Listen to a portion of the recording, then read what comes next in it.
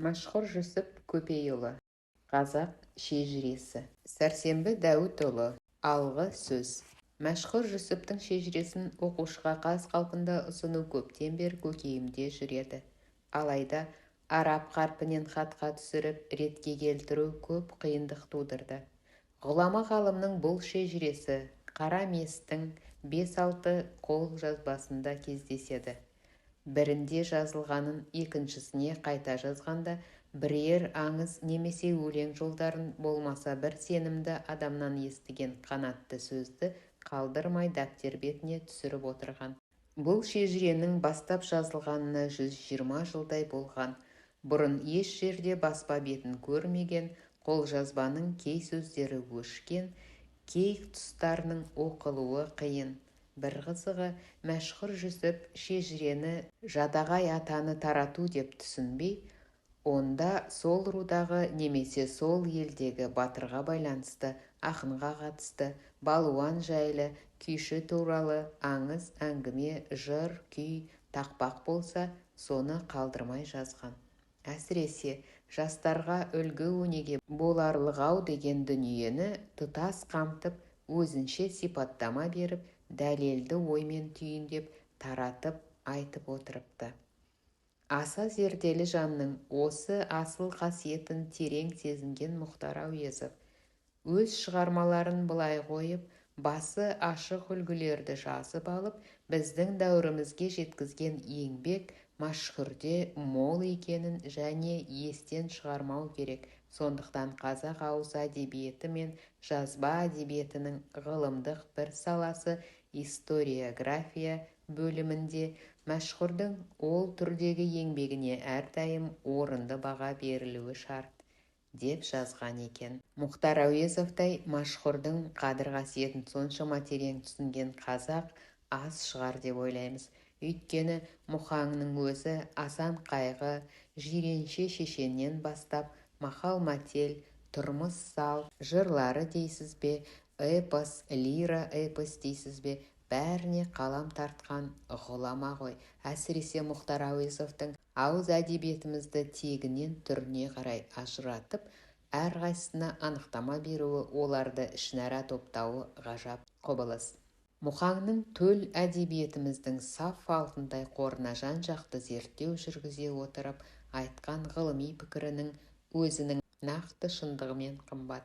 Мәшһүр Көпейұлының ел аузынан жинаған баға жетпес қымбат дүниесін тұтас ақтарып, жете зерттеген Сәбит Мұқанов әсіресе оның шежіресіне қатты қызыққан.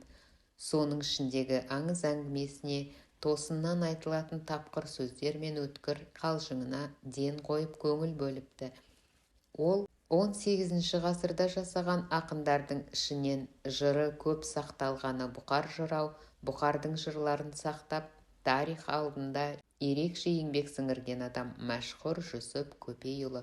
Бұқардың жырларын жазып алған Мәшһүр Жүсіп мес жинағына қарасаң, көңілің тояттайды, оқысаң көзің қуанады. Әсем көшірілген қол жазба Мәшһүрдің махаббатына лық толы. Ол көпе қол жазбаның әрбір сөзіне дейін жеткізуге, қазақ тілінің алтын қорын шашпай төкпей сақтауға тырысқан, деп сәбең ағынан жарылса, біз де үлкен жазушының дәлелді пікіріне қосыламыз. Мәшһүр Көпейұлының шежіреде Төле би мен Едіге бидің арасындағы әңгімені қысқаша баяндап бергені әрі қызық, әрі тартымды. Едіге Төленің ауылын көріп, әділ бидің елін дау араламайды, әділ патшаның жерін жау араламайды деген осы екен-ау деп қызығыпты. Сонда Төле би Едіге бидің адамдарына қарап, 6 атасын арқалап жүрген бар мекен, 7 атасын жетелеп жүрген бар мекен. Алмасың болса мойным бар, асылың болса қойным бар, бұл сөзімді ойлай бер, деп аяғын баса бергенде Едіге: ақсақал, кішкене мойныңызды бұрыңыз, киіз кімдікі болса білек соныкі, ауыз кімдікі болса сөз соныкі, шыққан жеріне қайта симайды, жарлық өзіңізден болды, жабдық та өзіңізден, депті. Бұл екі бидің терең толғамының қысқаша мән маңызы. Едіге елінің бітпей жүрген ескі дауы бар екен.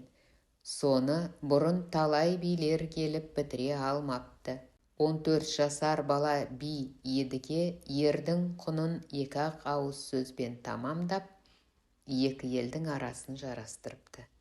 Мәшһүр Жүсіп ел қамқоры, күндіз-түні жарғақ құлағы жастыққа тимей халықтың қамын, жоқ-жітік, жетім-жесірдің жағдайын ойлайтын панасы болған Төле бидің жұртқа егін салдырғанын жоғары бағалап былай депті: қайда атақты асқан бай бар болса, наурызды сол байға қылдырады екен.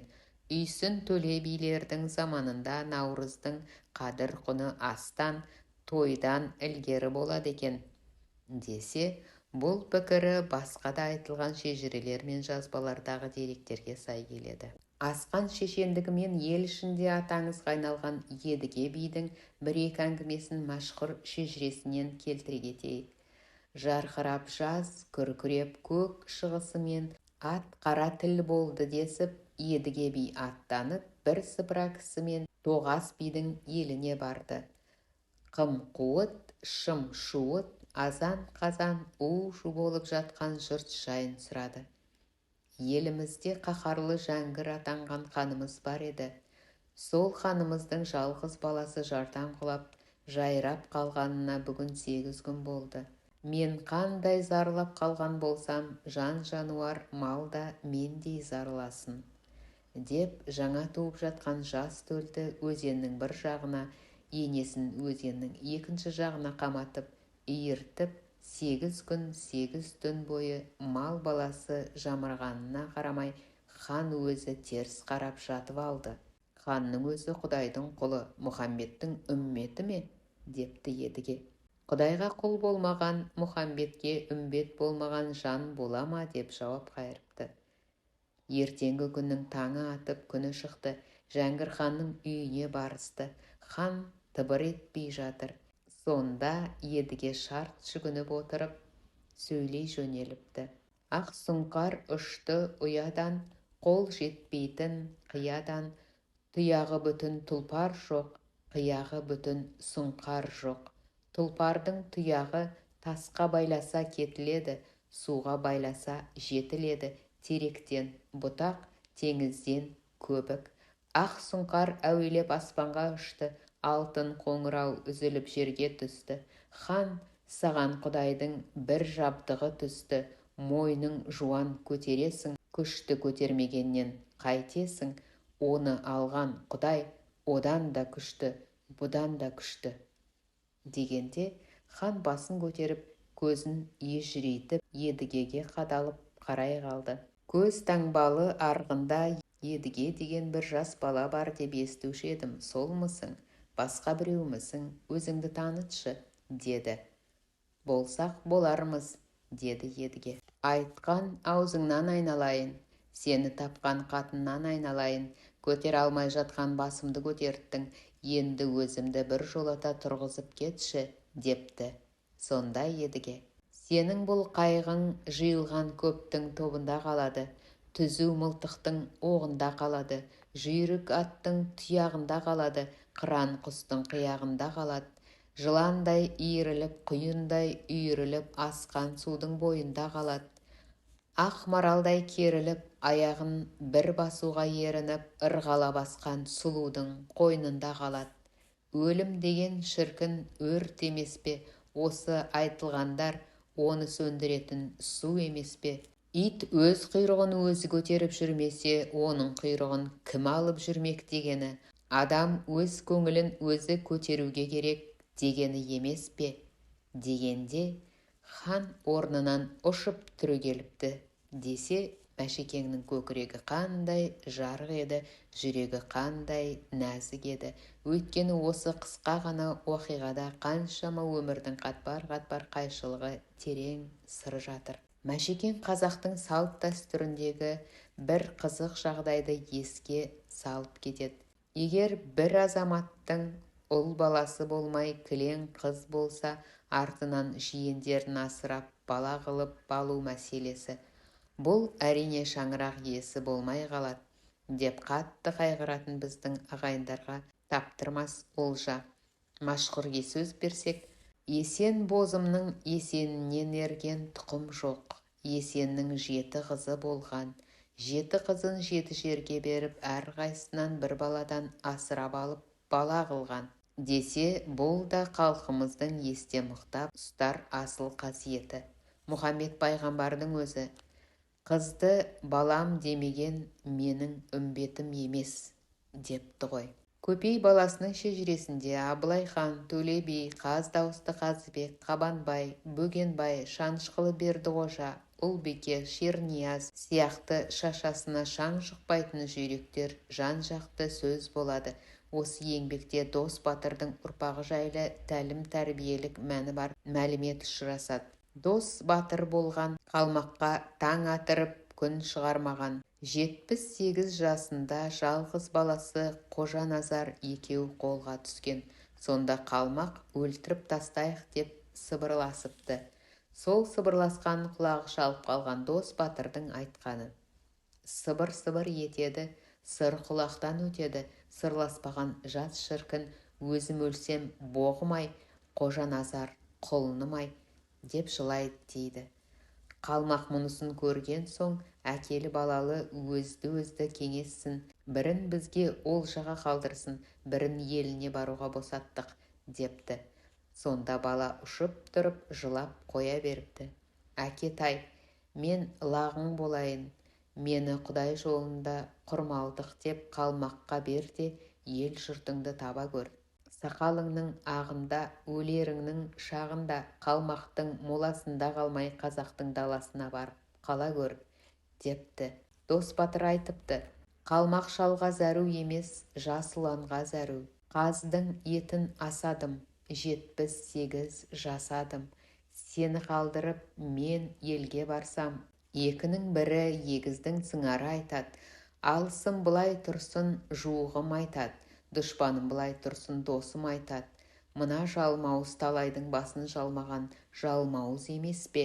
Жалғыз баласы Қожаназарды жалмап, ұялмай жылт етіп келуін қайтерсің, дейді. Сен барсаң, дос өлген жоқ, міне тірі деп қуанады. Қатын алсаң, балалы болсаң, сенен туған бала менің құнымды күндердің күнінде бір алмай қоймайды, деп батасын беріп, баласын қайырып жіберіп өзі қалады. Десе, қазіргі күндері өз ата-анасын қарттар үйіне өткізіп жатқандар үшін үлкен сабақ емес пе?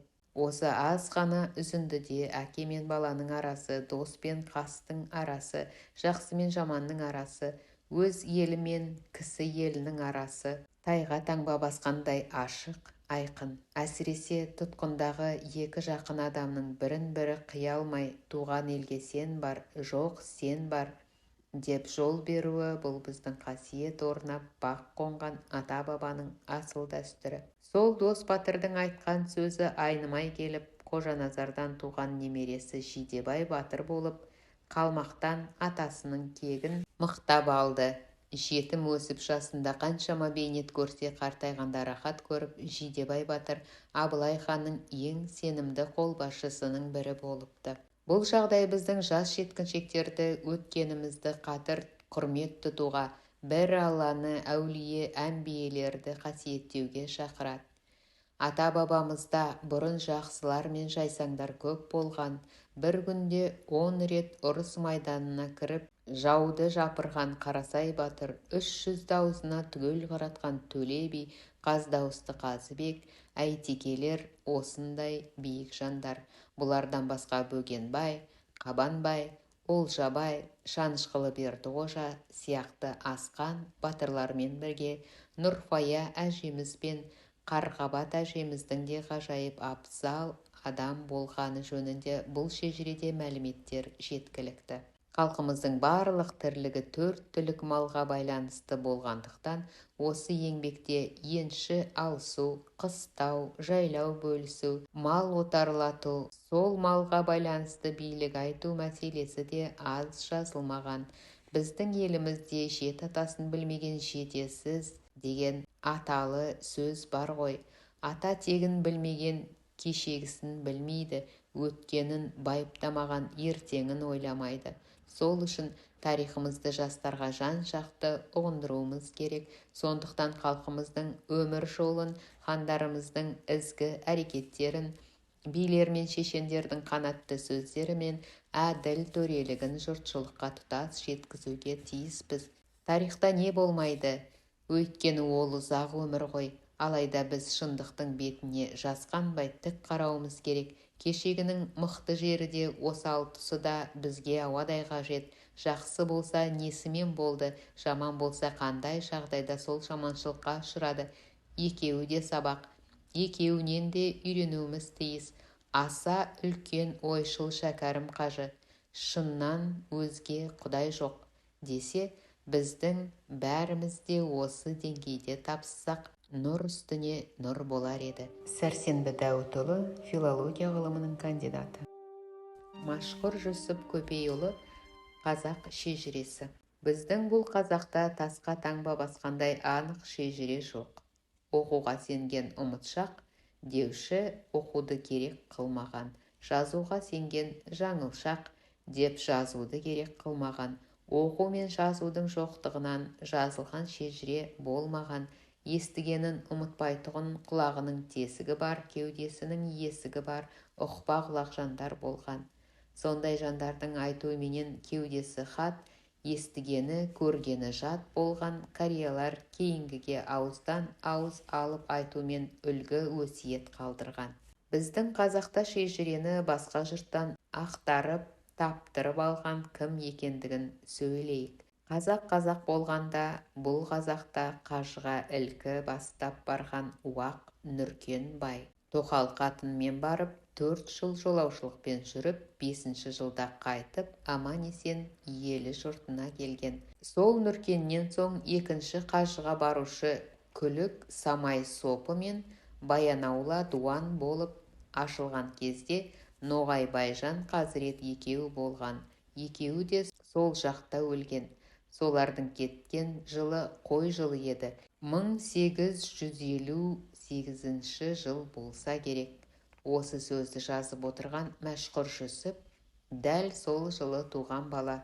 Осы күнде 70 жаста отыр. Бұл қазақтан 3-ші қажыға барушылар Тобықты, Құнанбай, Айдабол, Қишыл, Қыстаубай, Ақмоладан, Аққұм, Қосқопадан, Шекшек қажы, Атбасардан Егізек, Жанайдар. Есіл бойындағы Құлан Қыпшақтан Шонтыбай, Батырғожа молда балалары, Сілеті бойындағы Қыпшақтан Құрман баласы Қасен қажы, Мәмбет Тоқадан Ұзын Сазан ұрпағы Мұхаммед Салық қажы.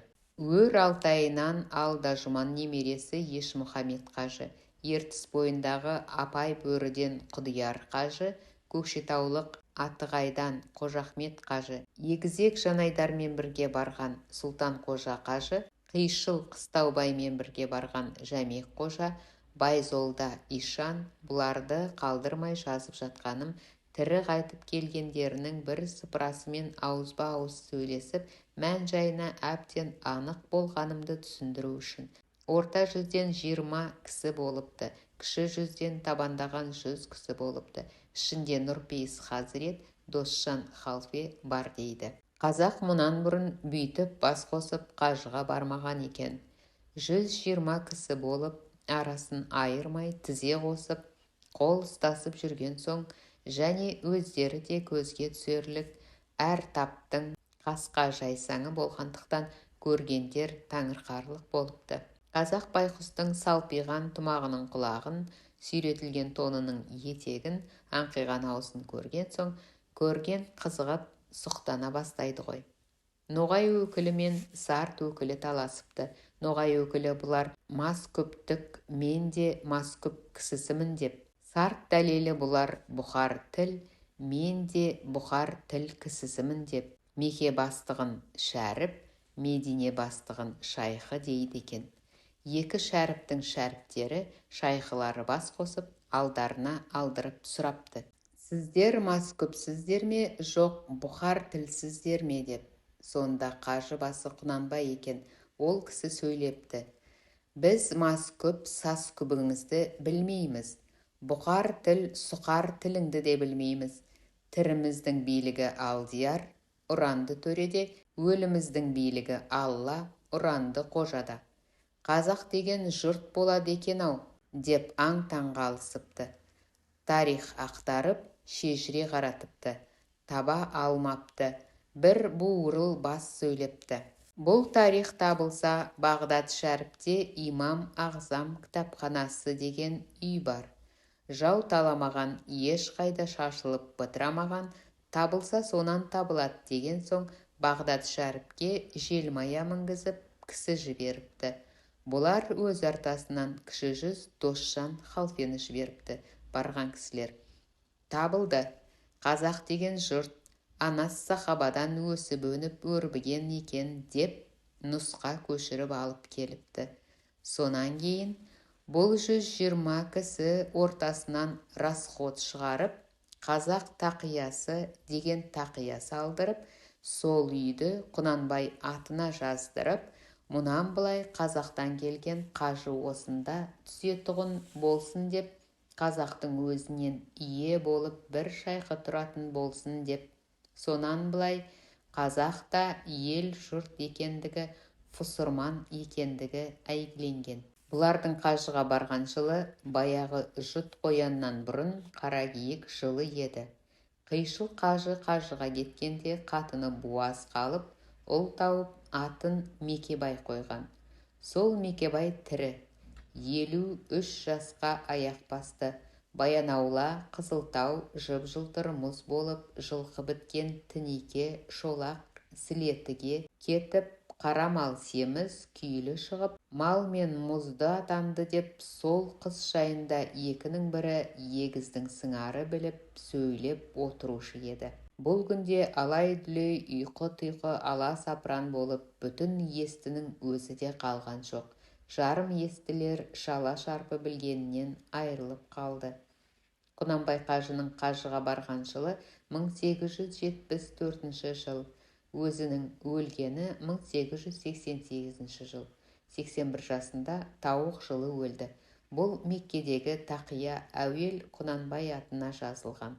Арғын атында болғандықтан орманшыдан барған Хасен шайх даулап алған. Одан кейін Тоқал арғыннан барған Ешмұхамед даулап алған. Бұл күнде кіші жүз Досжан халфе атына жазылып қалыпты. Қазақ көсемі Мәліктің әкесінің аты Нәзір екен. Ерте заманда бұрынғы ата-бабаларымыз біз Ақкөсе сахабадан екенбіз деп жүрді. Біреуден біреу естіп айтулары бойынша пайғамбар дүниеден қайтқаннан кейін Әзіреті Омар халфе күнінде 70 000 сахаба аттандырған екен. Алатау, Қаратауда Мыстангөз деген кәпірдің жұрты бар. Соларды фұсырман қылмай қайтпаңдар деп, содан бытырап бөлек-бөлек кетіп 4444 жыл жасаған. Анақбар атанған сахаба Бұхараға 24 шақырым жерде шәйт болыпты. Қайсысын тауысып сөйлейін?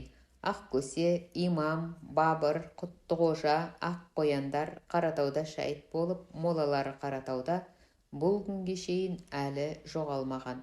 Имам Бабыр Қарнақта, Ақкөсе Қарнаққа жақын бір сайда. Бұл күндегілер домбы ата деседі. Кәпірлер басын кескенде кесілген басы домалап Мекке Мединеге қашады. Көп замай бір тесікке түсіп кетеді. Сол тесіктен су тасып шығып, кәпірлерді сел қаптап, су ағызып набыт қылады. Сол бастың түсіп кеткен жері бұл күнге шейін тесік. Зират қыла барғандар беліне арқан байлап кісі түсіреді. Сол түскен кісінің айтып шығуы қып-қызыл қиятас дейді. Су күннің батысына қарай ағып жүре берген. Жағалап жүре берсе, кісі жүре берерлік құрғақ жол дейді. Жарық сәуле жоқ, шаммен жүрмесе, жүре алатұғын емес дейді. Жоғарғы жағының биіктігі кісі бойы дейді. Мұз болып қатқан сүңгі бар дейді. Қолмен біреуін алса, түпімен қопарылып қолға келеді дейді. Қойнына салып, жер үстіне алып шығады. Тас болып қатып қалады. Біреуден естіген сөз емес, көзбен көріп, қолмен ұстап айтқан сөз. Бұрынғы заманда бір диуана сол суға таяғын тастапты. сол таяғын іздеп Меккеге барыпты. Барса, таяғы сондағы жандардың қолында жүр дейді. Зәмзәм шәріптен алдық десіпті. Қырым жұртыныкімін, осы ақ көсе ұрпағымын деп, Ғабдол Мұхаммед деген бір семіз әпенде үстіне күмбез тұрғызды. Бұл жарты денесі дейді. Жарты денесі суда болған.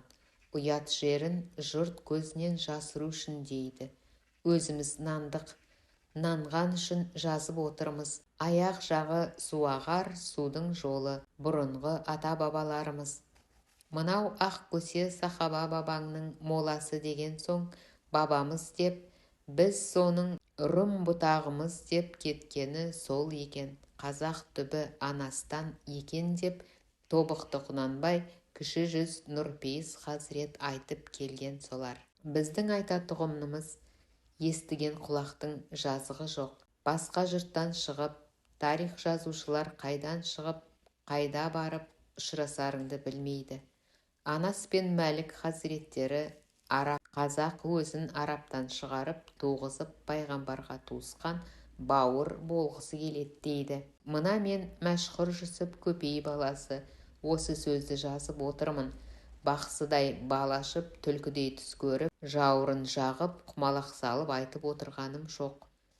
Нұсқалардан көрумен, кәрі құлақтан естумен өз білгенімді шамам келгенше қорытып, шындап, тыңдап айтып отырмын. Бұл қазақ деген кеше мен бүгін қойылған ат емес. Заман-заманнан айтылып келе жатқан ат. Араб тілінде ұғызақ деп жазылған. Шағаттай түркісінде хазақ деп жазылған. Өзіміздің жуан тілде қазақ деп жазылған. Әуел басы Нұх пайғамбардан тарап бөлінгенде Жаппас деген баласынан түрік, онан түтік, онан қой, онан киік, онан еділше, онан алтыншы, онан Мағол татардың Мағолынан Қарахан, онан Уыз хан. Осы Уыз ханнан өрбіп өнген нәсілден тарадық. Киіз үй ол Уыз ханның жасатқан үйі. Киіз туырлықты қазақ Уыз үйлі атанғандығы сондықтан. Ол Уыз хан балаларына күн, ай, жұлдыз, көк, тау, теңіз деп ат қойған. Қазақ күні бұл күнге шейін сол аттардың ізіменен келеді. Айдың басында туғанның айбас, таң ата туса таң атар, күн шыға туса күн шығар, түн ортасында туса түн қатар, көлде туса көлбай, тауда туса таубай, жайлауда туса жайлаубай, қыстауда туса қыстаубай, күзекте туса күзек. Уыз ханнан қалған өрнек үлгі. Түріктен 9 атаға шейін хандығым үзілмей келді деп кей 9, құнда 9, осы 9-9-дан бөлетұғын жол жоба сол Уыз ханнан қалған. Бейіштің қақ төрінен тимесе де, орын-морын тимей ме босағадан, деп баяғы шәкір-шәкірттегі кемпір шал айтқандай. Бізге күн, ай, жұлдызды қимаса да, көк, тау, теңізді көпсіне ме? Қазақтың бетімен жайылған қойдай емін еркін, өз тізгіні өзінде жүрген күндерінде қатын керек болса, ноғайлықтардың қызын еріксіз, сұраусыз алып кете бергендіктен ноғай халқы қазақты бүгінгеше жек көріп кеткені сол, қалмақ ежелден атасының асындай болған. Орта жүз тарихы. Жанарыстың 2 қатыны болыпты. Бірде-бірінің бұшпай қанамай, бізге күн көру қайда, жас иісті баланай, деп зарығып, қамығып жүрген күндерінде ойламаған жерден 6 қожа кез келіп қонақ алыпты.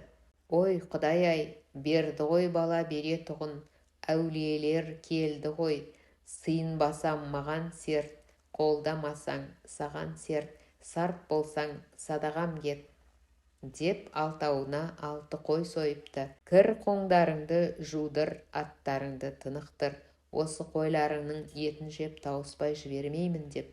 Сонда қожалар мұның шын құлап ықылас қылған пейіліне риза болып, осы алтауымыз да атымызды бердік.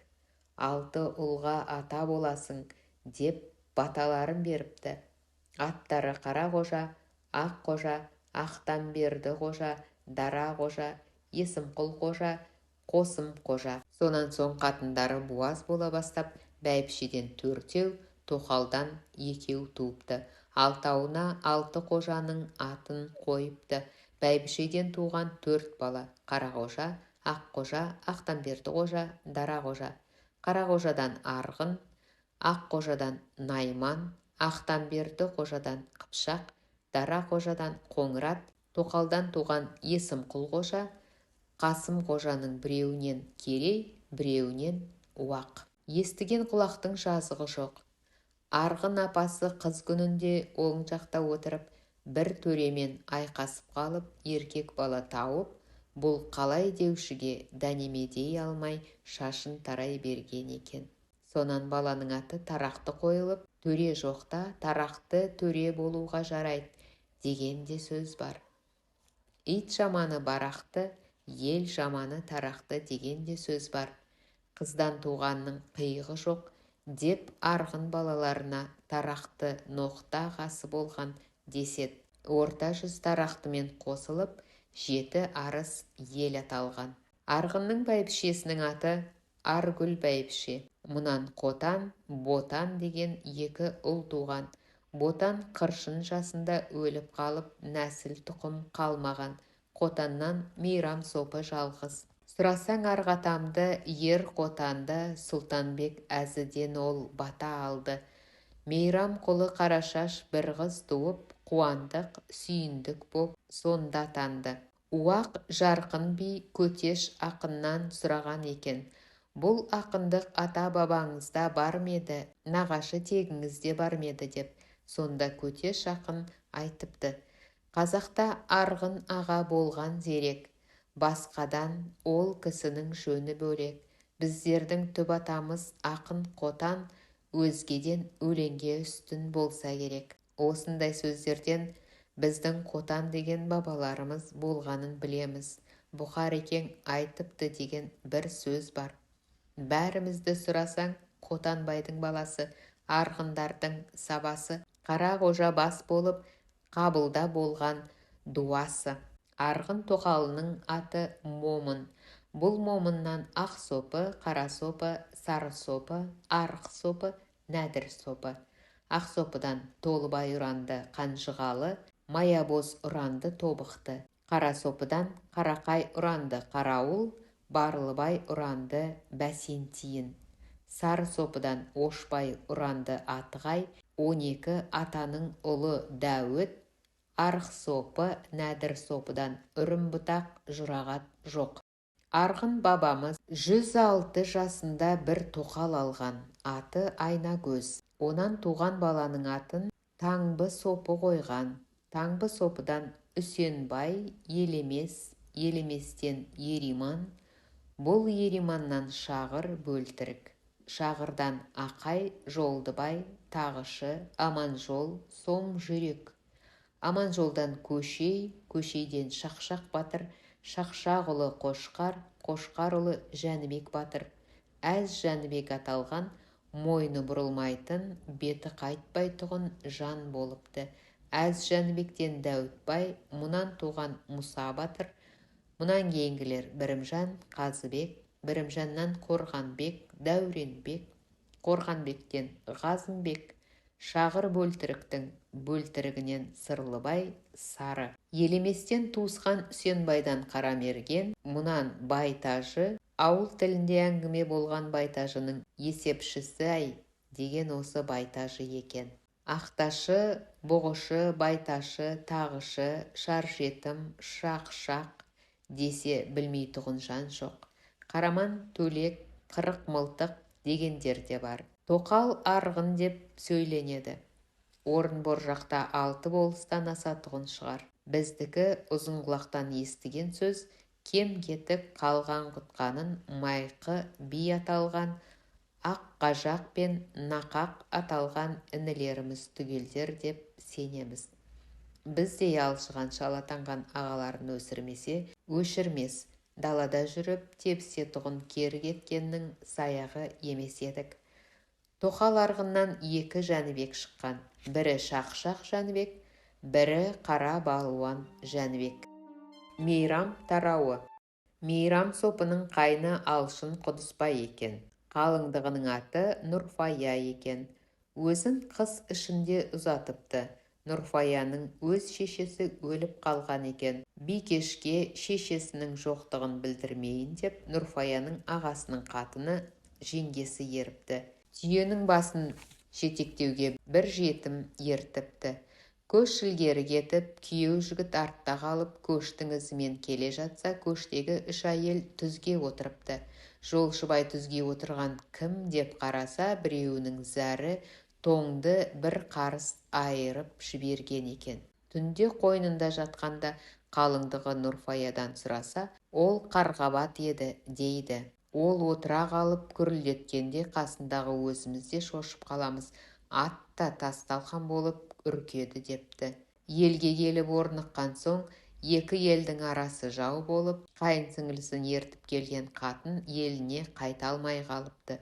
Содан соң Нұрфая, ағамның төсі тиген жеңгем еді, басқаға қимаймын, өзің ал, деп Мейрамның өзіне алғызыпты. Мына күңді де өзің ал, жатыры асыл өсіп өнейін деп тұр. Бір жұрттан келген 3 ұрғашы өлсек те, тірілсек те бір жерде болайық, деп оны да алғызыпты. Нұрфаяның өзінен қуандық, сүйіндік туады, жеңгесінен бегендік, шегендік туады, күңнен Болатқожа туады. Күңнің аты Қарғабат екен. Өмірінде Мейрам бабамыздың етіне суық су табанының астына сыз тигізген жоқ екен. Отын тергенде қу көдені көп қылып қоса алып келіп табанының астына төсейді екен. Құманды түнде қойнына алып жатады екен. Суға түскен сайын Мейрам, «Өй көсеген көгерсін» деп алғысты көп айтады екен. Бұрынғының алғыс түбі ақ май, қарғыс түбі қара қан дейтіні сондайды көргендіктен айтқан. Қуандық марқа туыпты. Сүйіндік ұмытыңқырап кетіп, 2 арасы тым алыс кенже боп туыпты. Қуандықтың 6 баласы ат арқасына мініп, соңына еріп жасаққа жарағанда, Сүйіндіктің отауы сонда түсіпті. Қатыны ұлы жүз үйсін өгіз бидің қызы екен дейді. Сонда бұл қызды да жеңгесі ертіп келіп, еліне қайта алмай қалған екен. Мейрам сопы ертерек өліп қалып, Нұрфая бәйбіше көп заман 5 берекенің біріне қосылған бәйбіше болып, қалқына ұйытқы құт бәйбіше атанған екен. Қара мал еншісі бөлек, басқа екен де жылқы үлеске түспеген екен. Сонда Қуандық жылқыны үлеске салып, енші бөлуге келгенде, өзім бір сыбаға, 6 балам 6 сыбаға, қара шаңырақта қалғандарына 1 сыбаға депті. Сүйіндік Болатқожаны оңаша шығарып алып, мына Қуандық 6 баласын арқа тұтып, маған көптік күшін көрсетеді. Сен маған жақтасып жасаққа шығуға жайың бар ма? Сен маған болсаң, менің өліспей мал бергім келмейді дейді. Болатқожа, жарайды, мен саған болсайын, мына жеңгеңді маған қи. Сонан соң оның баласы 6 болмақ түгілі Жақып пайғамбардың балаларындай 12 болса да маған қоя бер, дейді. Сүйіндік жеңгесін Болатқожаға тигізбекші болды. Қуандыққа кісі салды. Тұрысатын жерін айтсын, деп. Ертемен Қуандықта шықты. Болатқожа аттан түсе қалып, жерден 7 шым ойып тастады да атқа мініп алып, Қуандықтың 6 баласын 6 шыммен ұрып жықты да, 1 шымды алып Қуандыққа жетіп барды. Жасы үлкен аға едің, саған қол сермемеймін, деп жерге тастай беріпті. Қуандықтың үрейі ұшып, түсі қашып, қорқып тұр екен. Мына қолыңдағы шыммен періп қалса, мені жайратады ғой, деп қуарып кетті дейді. Қой асығы деме, қолыңа жақса сақа ғой, деп еді. Біз саған тоқтадық, еншіні өзің бөліп бере ғой депті. Болат қожа, маған тоқтасаң, ана жайылып жатқан жылқыңның бір жағын өзің таңдап ала ғой. Мен қақ ортасынан жүремін, менің соңымнан өзгең жүріңдер дегенде қуандық. Мен ана жағын алдым, дейді. Болат қожа қақ ортасынан жүрді. Алған жағы қуандықтікі, қалған жағы сүйіндіктікі дейді. Сонда сүйіндік Болат қожаға өкпелепті. Мен әдейі сені аттай қалап, атандай таңдап алып шыққанымда бұл не қылғаның? Көп жағын оған аудара байлап кеттің деп. Сонда Болат қожа айтыпты. Сүйек саяқ сықылды шашылып жатқан жағын ол алды да, ұйытқан қатықтай ұйып жатқан жағы сенде қалды. Бірақ айғырдың үйірі артық шығар, ондық ағалығы жоқ па депті. Санаса келсе, Болат қожаның айтқаны болып тұрыпты. Болат қожаның Қаракесек атанған жері сол. Сүйіндіктен қолқалап алған қатынынан шұбыртпалы шекті туады. Алшын зор тымақтың астына ат апарып қосып, оның бәйгесіне келген күңнен қамбар туады. Бір шабыншылықта өз өнерін асырып алған олжа баласы жалықпас болады. Қыздай алған қатынынан ақша, түйте, түйтеден майқы, танас, майқыдан әйтке, танастан тымырсық, бөтей. Бұл бөтейден қарашор, ақшадан бошан. Бошан, жанту, таз, байбөрі, манат, машай, жантудан тоқтуыл, таздан наманай, бұлбұл. Бұлбұлдың екі қатыны болған. Бірінің аты Қара кемпір, бірінің аты Құба кемпір. Құба кемпірден Көшек, Алдияр, Құдайберді, Үсен, Шаншар. Шаншардың үш қатыны болған. Қыздан Бике, Айбике, Нұрбике. Машайдан Бәйімбет, Бораншы. Бәйімбеттен Қояныш, Тағай, Дәулет, Керей. Манаттан Ыдықбай, мұнан Қоянкөз, Торым. Борыншыдан Қарсын, Керней, Қаракесек болған соң, өсіп өнуге келгенде бұған ешкім таласпайды. Өзгені қоя тұрайық, өзімізге келейік. Қуандық. Сүйіндік. Нұрфая бәйбіше сүйіндікті, Бегендік, Шегендікті, Олжагелді деген асыранды бір бала төртеуіне өз қолынан қатын алып беріп, енші беріп, сол төртеуін Төртуыл атаған. Бегендігі Қозған, Шегендігі Қақсал, Олжагелдісі Қаржас, туысы басқа болса да Төртуыл дегенде төртеуі қосыла кетеді. Бегендік қыршын жас күнінде өліп, қатыны одан бір бала тауып Оразгелді аталған. Бегендік өлген соң ол қатынды Сүйіндік алып, Сүйіндік алған соң ол бір ұл туып, мұның атын Суғыншы қойған. Оразгелді, Суғыншы Сүйіндіктің баласы есепті болып, Оразгелдіге қатын алып беріп, енші берген. Оразгелдіден екі бала Тәңір берді, Сәрік. Суғыншыдан екі бала Шоманақ, Мәжік. Тәңірбердіден үш бала Ораз, Малқар, Жолым. Сәріктен екі бала Қожамберді, Тоқтас. Қожамбердіден Байназар, Есназар, Қозыбақ.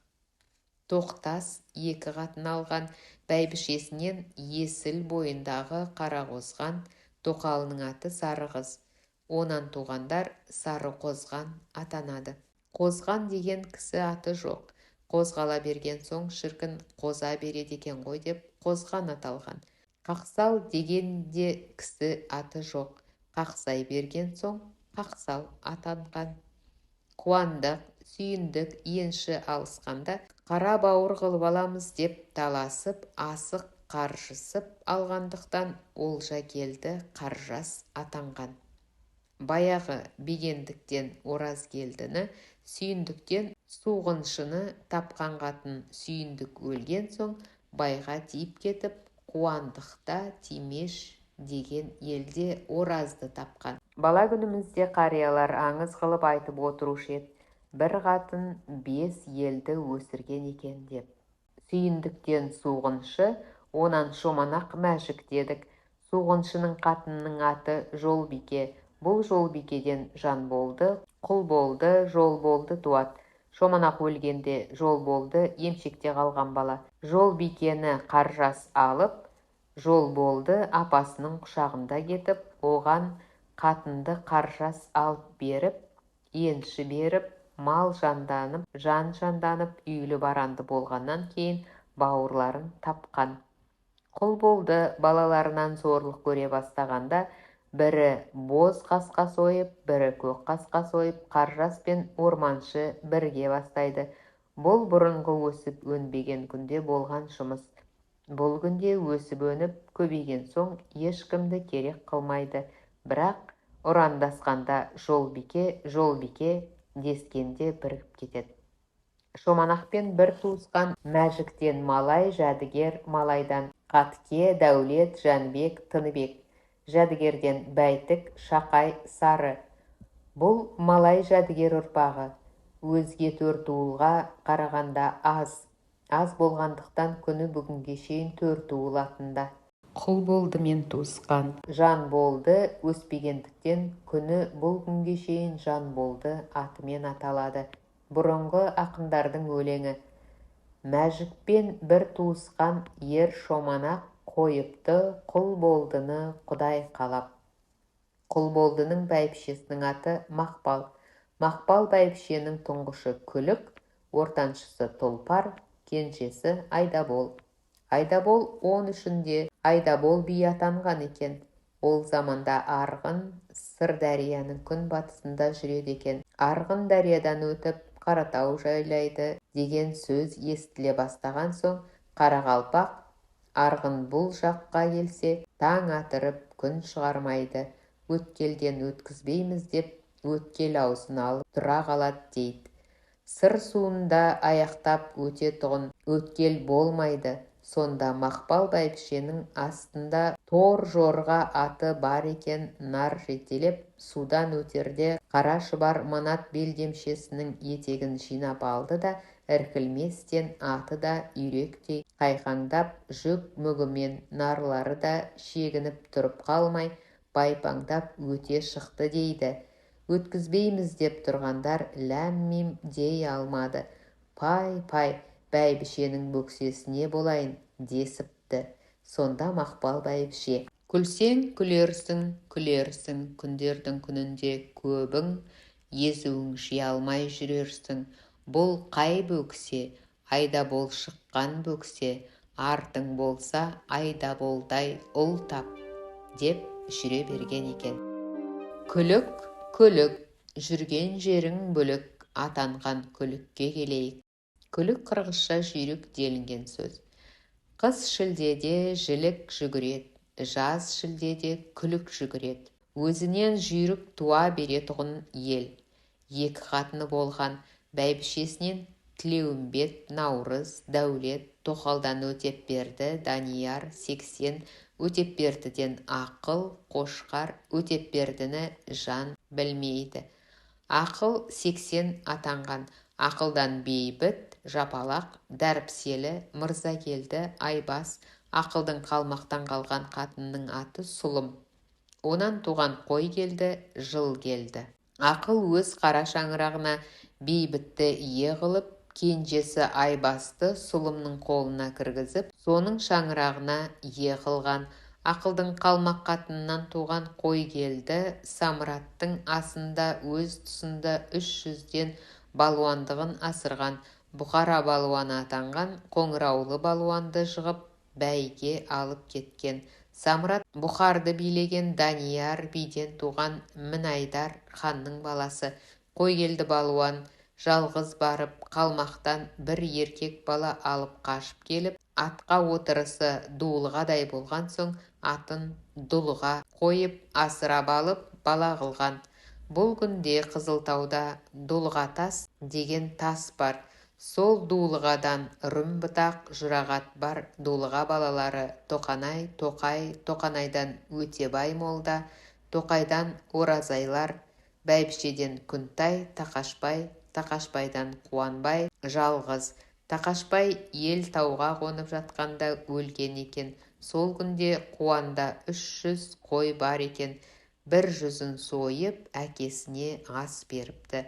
Қалған 200 қойдың 100-і егіз тауып, Қуанның өз көзі тіршілігінде 12 мың қой тұяғы болғанын көріпті делінген сөз бар. Қуан балалары Ордабай, Дандабай, Молдабай, Ноғай. Молдабай қотанынан 5 мың тұяқ өрген күнін осы қалам ұстап отырған өз көзіммен көрген кісі. Дандабайдан Торғауыт, Аймауыт, Бәйбіше қатын балалары. Тоқалынан Оспан, Байділда, Абдырахман, Аймауыттан Жүсіпбек, Жүсіпбектен Бектұр, Жанақ. Жалғасы бар, каналға тіркеліп алыңыздар.